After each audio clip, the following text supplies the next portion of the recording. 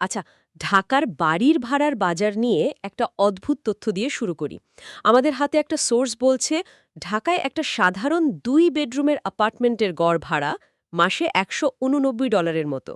কিন্তু সেই একই শহরে একজন বিদেশি পেশাজীবীর জন্য একই আকারের একটা ফ্ল্যাটের ভাড়া $1,280 বা তারও বেশি হতে পারে। মানে প্রায় 7 গুণ বেশি। এটা কি শুধু ভালো এলাকার জন্য, নাকি এর পেছনে অন্য কোনো গল্প আছে? এই প্রশ্নটাই আসলে মানে ঢাকার ভেতরে লুকিয়ে থাকা আরেকটা ঢাকার গল্প বলে। এটা ঠিক একটা বাজার না, বরং দুটো সমান্তরাল জগৎ। একটা জগৎ আমাদের সবার পরিচিত, আর আরেকটা জগৎ তৈরি হয়েছে বিদেশি বিনিয়োগ, দূতাবাস আর বহুজাতিক কোম্পানিগুলোকে ঘিরে। বাহ, ইন্টারেস্টিং। আর এই দ্বিতীয় জগৎটা শুধু বাড়ি ভাড়া নয়, বরং পুরো শহরের একটা অংশের ভূগোল, অর্থনীতি আর মানুষের প্রত্যাশার ধরনকেই নতুন করে তৈরি করছে। তার মানে আজ আমরা শুধু ভাড়ার তালিকা দেখব না, আমরা দেখব কিভাবে বিদেশি পুঁজি ঢাকায় আস্ত একটা শহরের ভেতর আর একটা শহর তৈরি করছে। আমাদের হাতে তো বেশ কিছু সোর্স আছে, ঢাকার রিয়েল এস্টেট বাজারের গভীর বিশ্লেষণ, বিদেশিদের জন্য গাইডলাইন, এমনকি ভাড়ার আইনি দিকগুলো। চলুন এই বিশেষ জগতের গভীরে যাওয়া যাক। সোর্সগুলোতে একটা দারুণ শব্দ দেখলাম, এক্সপ্যাট ট্রায়াঙ্গল, মানে গুলশান, বনানিয়ার বাড়িধারাকে নিয়ে এই ত্রিভুজ। কিন্তু আমার প্রশ্ন হলো, এই এলাকাগুলোই কেন? ঢাকা তো আরও ভালো এলাকা আছে। এর কারণটা লুকিয়ে আছে আরেকটা ইন্টারেস্টিং ধারণার মধ্যে। একটা সোর্সে এটাকে বলা হয়েছে FTI to housing pipeline. FDI to housing pipeline মানে? মানে হচ্ছে বিদেশি বিনিয়োগ থেকে আবাসন পাইপলাইন। বিষয়টা এমন যে যখন বড় আকারের বিদেশি বিনিয়োগ বা এফটিআই আসে, তখন তার সাথে সাথেই আসে বড় বড় মাল্টিন্যাশনাল কোম্পানি, দূতাবাস, আন্তর্জাতিক এনজিও। তাদের টপ লেভেলের কর্মকর্তাদের জন্য শুধু একটা সুন্দর ফ্ল্যাট হলেই চলে না। আচ্ছা আচ্ছা, বুঝতে পেরেছি। তার মানে এটা শুধু ব্যক্তিগত পছন্দের ব্যাপার না, এটা একটা পুরোপুরি অর্থনৈতিক ইকোসিস্টেম। কিন্তু এই 3 এলাকার মধ্যেও তো চরিত্র আর ভাড়ার বেশ পার্থক্য আছে, তাই না? গুলশানকে কেন সবার ওপরে রাখা হয়? গুলশান হলো এই ইকোসিস্টেমের একদম কেন্দ্রবিন্দু। এখানেই তো বেশিরভাগ দূতাবাস, হাই-এন্ড রেস্তোরাঁ, প্রাইভেট ক্লাব আর এক্সক্লুসিভ দোকানপাট। কূটনীতিক এবং মাল্টিন্যাশনাল কোম্পানির সিইওদের প্রথম পছন্দ এটাই। আর নিরাপত্তার দিক থেকেও এটা একটা দুর্গ বলা যেতে পারে। হুম। ফলে ভাড়ার ক্ষেত্রেও গুলশান কোনো আপোষ করে না। কিন্তু আমি শুনেছি বাড়িধারা নাকি আরও বেশি সুরক্ষিত আর শান্ত। তাহলে ওটাকে কি একটা গোল্ডেন কেজ বা সোনার খাঁচার মতো মনে হতে পারে? মানে অতিরিক্ত নিরিবিলি হওয়ার কোনো নেতিবাচক দিক নেই? চমৎকার একটা প্রশ্ন। হ্যাঁ, বাড়িধারাকে আসলে ডিপ্লোম্যাটিক জোন হিসেবেই গড়ে তোলা হয়েছে। এটা গুলশানের চেয়েও পরিকল্পিত এবং অনেক বেশি শান্ত। যারা সপরিবারে থাকতে চান এবং নিশ্ছিদ্র নিরাপত্তা চান, তাদের জন্য এটা আদর্শ। কিন্তু কিন্তু আপনার কথাই ঠিক, এখানে গুলশান বা বনানীর মতো ওই স্বতঃস্ফূর্ত সামাজিক জীবন বা বিনোদনের সুযোগ অনেক কম। এটাকে অনেকটা পরিকল্পিত সুশৃঙ্খল একটা আবাসন প্রকল্প বলা যায়, যেখানে নিরাপত্তা আর প্রাইভেসি মূল আকর্ষণ। আর বনানী? বনানী কিভাবে এই ট্রায়াঙ্গেলে নিজের জায়গা করে নিল? বনানী হলো এই ট্রায়াঙ্গেলের সবচেয়ে ভাইব্রেন্ট বা প্রাণবন্ত কোণ। এখানে আবাসিক আর বাণিজ্যিক পরিবেশের একটা দারুণ মিশ্রণ ঘটেছে। আচ্ছা। একদিকে যেমন আধুনিক অ্যাপার্টমেন্ট আছে, তেমনি অন্যদিকে ঢাকার সেরা কিছু ক্যাফে, রেস্তোরাঁ আর স্টার্টআপ অফিসও এখানেই। তাই তরুণ পেশাদার বা যারা একটু ব্যস্ত শহুরি জীবনযাপন পছন্দ করেন, তাদের কাছে বনানী খুবই জনপ্রিয়। তার মানে গুলশানের প্রেস্টিজ আর বাড়িধারার শান্ত পরিবেশের মাঝামাঝি একটা দারুণ জায়গা। একদম। স্কুলও বসুন্ধরা আর উত্তরার কথাও বেশ জোর দিয়ে বলছে, যা আমাকে বেশ অবাক করেছে। এই এলাকাগুলো কিভাবে এই প্রিমিয়াম ক্লাবের অংশ হয়ে উঠল? এটাই তো বাজারের সবচেয়ে ইন্টারেস্টিং পরিবর্তন। বাজারটা এখন আর শুধু ওই ত্রিভুজের মধ্যে আটকে নেই। বসুন্ধরা হয়ে উঠেছে একটা স্বয়ং সম্পূর্ণ উপশহর বা সিটি উইদিন আ সিটি। মানে একটা নিখুঁত উদাহরণ। ঠিক। দেশের সেরা প্রাইভেট বিশ্ববিদ্যালয়, আন্তর্জাতিক মানের হাসপাতাল, বিশাল শপিং মল, সবকিছুই হাতের কাছে। তাই যারা দীর্ঘমেয়াদে পরিবার নিয়ে থাকতে চান বা যাদের সন্তানরা এখানে পড়ে, তাদের জন্য বসুন্ধরা এখন প্রথম পছন্দ। আর উত্তরা? আর উত্তরা তো বিমানবন্দরের কাছে। যাদের ঘন ঘন বিদেশ ভ্রমণ করতে হয়, ধরেন পাইলট, কেবিন ক্রু বা বাইং হাউসের কর্মকর্তা, তাদের জন্য উত্তরা স্ট্র্যাটেজিক্যালি খুবই গুরুত্বপূর্ণ। এই এলাকাগুলোতে গুলশন বনানীর থেকে কিছুটা কম খরচে প্রায় একই মানের আধুনিক জীবনযাপন সম্ভব হচ্ছে। তাহলে এই নির্দিষ্ট এলাকাগুলোতে যে একটা বিশেষ বাজার তৈরি হয়েছে সেটা পরিষ্কার। কিন্তু শুধু লোকেশনই তো সব না, আমি ধারণা করতে পারি যারা এত বেশি ভাড়া দিয়ে থাকছেন তাদের বাড়ির ভেতরের প্রত্যাশাও নিশ্চয়ই সাধারণের চেয়ে অনেক বেশি হবে। এখান থেকেই কি মুভ ইন রেডি ফ্ল্যাটের ধারণাটা আসছে? ঠিক এখান থেকেই মুভ ইন রেডি বা টার্নকি সলিউশন এখন আর বিলাসিতা নয়, এটা এই বাজারে স্ট্যান্ডার্ড হয়ে গেছে। বিদেশি পেশাদারদের হাতে তো সময় খুব কম থাকে। তারা ঢাকাতে এসে আসবাবপত্র কেনা, ইন্টারনেট সংযোগ নেয়া বা জেনারেটর বসানোর মতো ঝামেলার মধ্যে যেতে চান না। তারা চান প্রথম দিন থেকেই যেন জীবনযাত্রা স্বাভাবিক থাকে। একদম। সোর্সগুলোতে ফুললি ফার্নিশড বলতে তো বিশাল একটা তালিকা দেওয়া আছে। শুধু খাট সোফা থাকলেই তো এখন আর চলে না, তাই না? একদমই না। এখনকার প্রত্যাশা অনেক সুনির্দিষ্ট। যেমন শুধু বসার ঘরে এসি থাকলে হবে না, প্রতিটি শোবার ঘরেই এসি লাগবে। গরম পানির জন্য গিজার তো লাগবেই। বিনোদনের জন্য একটা বড় স্ক্রিনে স্মার্ট টিভি আর কমপক্ষে 50 এমবিপিএস গতির ইন্টারনেট, এগুলো এখন বেসিক চাহিদা। কিন্তু আসল পরিবর্তনটা আসছে রান্নাঘরের মতো জায়গায়। রান্নাঘরে কিভাবে? আগে রান্নাঘরে একটা ফ্রিজ আর ওভেন থাকলেই যথেষ্ট ছিল। এখনকার প্রিমিয়াম অ্যাপার্টমেন্টে মাইক্রোওয়েভ, ওয়াশিং মেশিন, এমনকি কফি মেকার বা হেয়ার ফ্রায়ারের মতো জিনিসও আশা করা হয়। বাহ! এটা একটা বড় পরিবর্তনের ইঙ্গিত দেয়। বিদেশিরা শুধু এখানে থাকতে আসছেন না, তারা তাদের লাইফস্টাইলটাকেই সাথে করে নিয়ে আসছেন, আর বাজার সেই চাহিদা মেটাতে বাধ্য হচ্ছে। আর অন্যান্য সুবিধা যেমন জেনারেটর বা ফিল্টার করা পানি? হ্যাঁ, সার্বক্ষণিক বিদ্যুৎ নিশ্চিত করতে শক্তিশালী জেনারেটর বা আইপিএস ব্যাকআপ এবং নিরাপদ পানির জন্য ফিল্টারের ব্যবস্থা, এগুলো একসময় অতিরিক্ত সুবিধা ছিল। এখন এই বাজারে এগুলো না থাকলে সেই ফ্ল্যাটকে প্রিমিয়াম বলাই যাবে না। এর চেয়েও এক ধাপ এগিয়ে আছে সার্ভিসড অ্যাপার্টমেন্টের ধারণা। এটা কি অনেকটা লম্বা সময়ের জন্য হোটেল ভাড়া করার মতো? অনেকটা তাই, কিন্তু নিজের বাড়ির প্রাইভেসি সহ।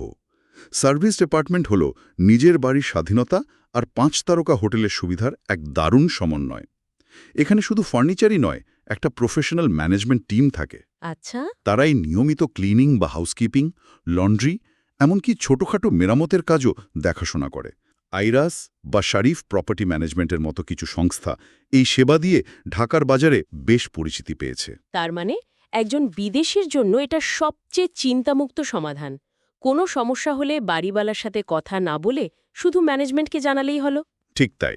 এখানেই বিষয়টা বেশ মজার আর জটিল হয়ে উঠছে। একদিকে এত আধুনিক সুবিধা আর পেশাদারিত্ব, অন্যদিকে আমাদের সোর্সগুলো বলছে ঢাকার এই প্রিমিয়াম ভাড়ার বাজারে আইন যা বলে আর যা বাস্তবে ঘটে তার মধ্যে আকাশ পাতাল পার্থক্য। একটা সোর্সে এটাকে খুব সুন্দরভাবে de jure versus de facto reality বা আইনি বনাম বাস্তব সত্য হিসেবে বলা হয়েছে। এটা এই বাজারের সবচেয়ে বড় প্যারাডক্স। এর সবচেয়ে স্পষ্ট উদাহরণ হল সিকিউরিটি ডিপোজিট বা জামানত। বাংলাদেশের প্রেমিসেস রেন্ট কন্ট্রোল অ্যাক্ট 1991 অনুযায়ী বাড়িওয়ালা আইনত 1 মাসের ভাড়ার বেশি অগ্রিম বা জামানত হিসেবে চাইতে পারেন না। এটা হলো ডিজিউর বা আইনি সত্য। কিন্তু বাস্তবে তো আমরা ৩ মাস, এমনকি ৬ মাসের ভাড়া অগ্রিম দিতে দেখি। তাহলে আইনটা কি এখানে শুধু একটা কাগজে বাঘ? প্রিমিয়াম মার্কেটে ঠিক তাই। বাস্তবতা বা ডিফ্যাক্টো হল বিশেষ করে বিদেশিদের কাছে 2 বা 3 মাসের ভাড়া জামানত হিসেবে নেওয়াটা একটা অলিখিত নিয়ম, এবং এটা প্রায় ক্ষেত্রেই নন নেগোশিয়েবল। কেন? বাড়িওয়ালারা কি যুক্তি দেখান? তারা বলেন যে ফ্ল্যাটে থাকা দামি আসবাবপত্র আর যন্ত্রপাতির নিরাপত্তার জন্য এটা জরুরি। যেহেতু এই ফ্ল্যাটগুলোর চাহিদা বেশি, তাই ভাড়াটিয়ারাও এটা মেনে নিতে একরকম বাধ্য হন। এটা তো বেশ বড় একটা ফারাক। এছাড়া আর কোন কোন আইনি বিষয়ে ভাড়াটিয়াদের, বিশেষ করে বিদেশিদের সতর্ক থাকা উচিত? কয়েকটা বিষয় খুব গুরুত্বপূর্ণ। প্রথমত, ভাড়ার চুক্তি সবসময় 150 টাকার নন জুডিশিয়াল স্ট্যাম্প পেপারে লিখিত হতে হবে। মুখের কথার এখানে কোনো দাম নেই। আচ্ছা।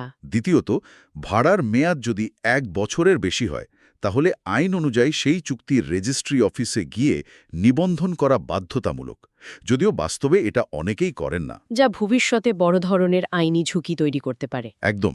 আর ভাড়ার রসিদ বা ভাড়াটিয়াকে উচ্ছেদ করার ব্যাপারে আইন কি বলে? আইন অনুযায়ী প্রত্যেক ভাড়াটিয়ার অধিকার আছে প্রতি মাসের ভাড়ার জন্য লিখিত রসিদ পাওয়ার।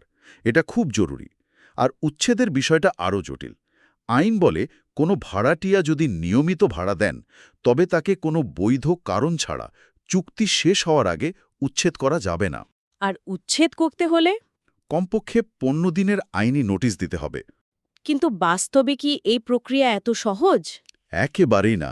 বাস্তবতা হল একটা উচ্ছেদের মামলা নিষ্পত্তি হতে ধরেন 5 থেকে 10 বছরও লেগে যেতে পারে।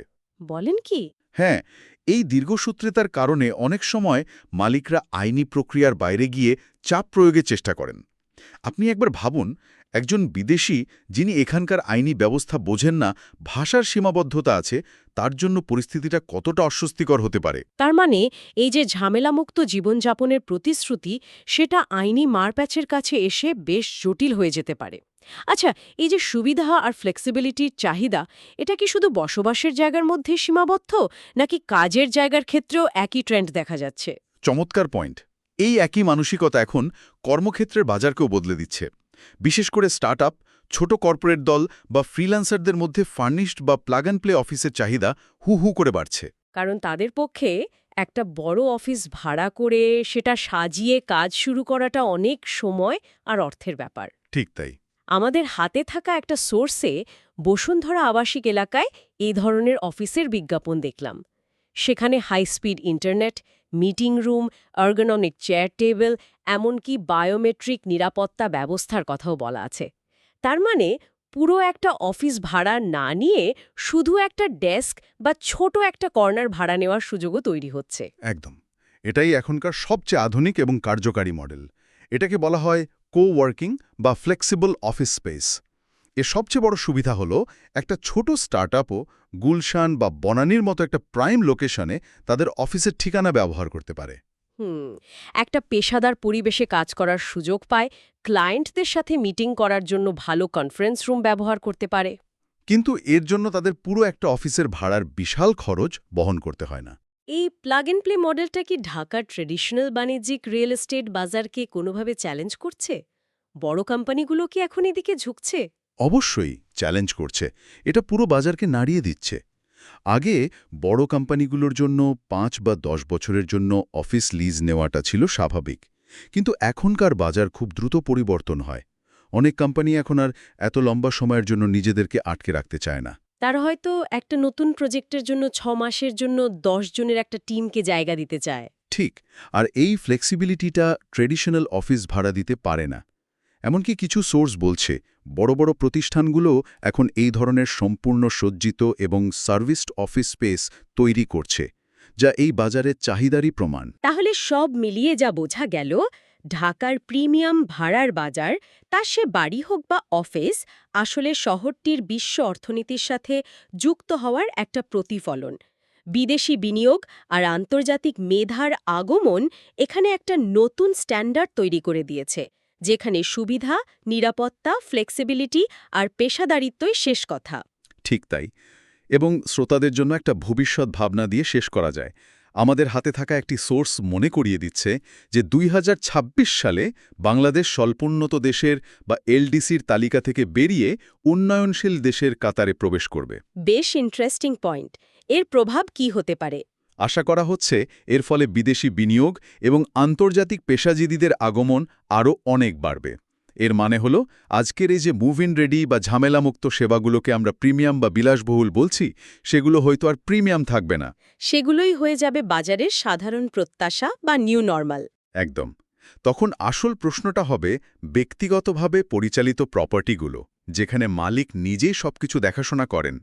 তারা এই পেশাদার, সুশৃঙ্খল এবং কর্পোরেট ব্যবস্থাপনার সাথে কিভাবে প্রতিযোগিতা করবে।